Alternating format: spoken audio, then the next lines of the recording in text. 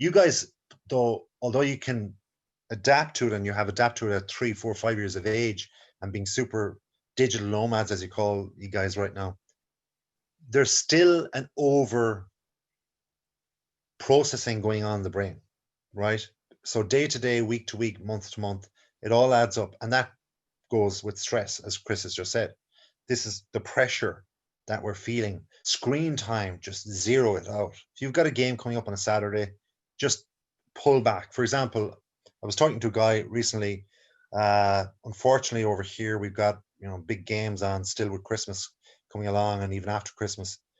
And they had examinations, college examinations going on just before their last game and assignments. The game's at 7:30.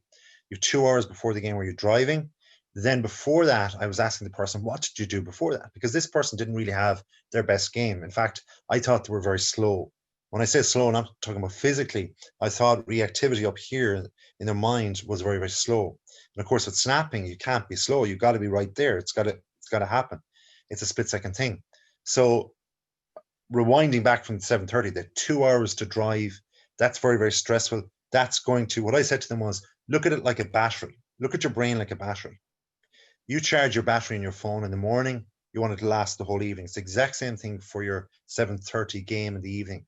You have to rewind back now and look at it from that point of view. If you want to be sharp at 7:30, the driving for that particular guy was very, very stressful for 2 hours. Then before that, he was at home. Obviously, he got something to eat. That's a pretty chilled out time. It's not too bad a thing to be doing. It's actually a good thing to be just messing around the kitchen without any stress, obviously. But before that, from like 2 o'clock, 2 p.m., 3 p.m., back to 9 p.m. or 9 a.m. in the morning, he was doing college assignments. So the stress of actually meeting a deadline is a stress. We all know that in our heads. I have a deadline. That's going to elicit a kind of, I need to do this right now kind of thing. Secondly, though, the screen. So the screen is a double stress in the moment. And if you add like 5 hours to that, that's hugely stressful on your brain. Your brain, the battery that I spoke about before, is going to really wear down in those 5 hours. So you might feel it, but when you hop in the car, that's another couple hours stress, obviously team talk, and then we're getting up to getting our emotions up for this game and whatever we're feeling, natural emotions. We go out and play the game. The game is going to go rapid, fast, reaction. It's the exact same with you guys.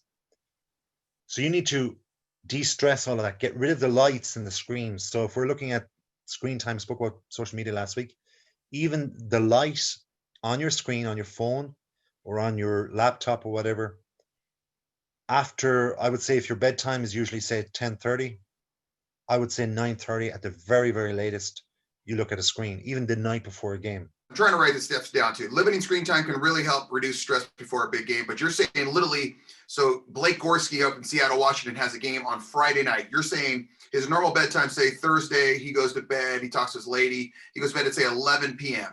So you're saying by 10 p.m., dude is off his phone.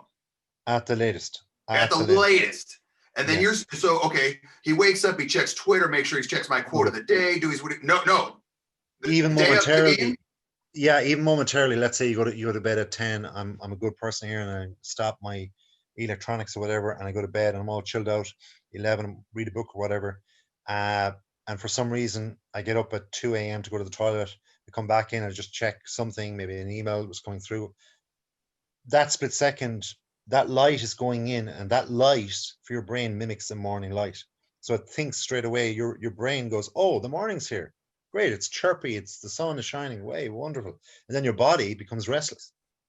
So, okay, you might fall asleep, but over time, it's not good. And this messes with your, it's a very tricky thing to say, but basically your cardiology, your rhythm of your heart. So there's like a tributary of an alleyway as such going from the heart to the head. So all these technologies, they have their place, but even the light, not to mention as we all know, with, the internet itself and the 5G and all that, that's questions around that. And not just to mention the radiation, the actual light from the screen, we have to be very, very careful of how we time it, especially when we're looking at games, because games are going to have huge pressure in themselves.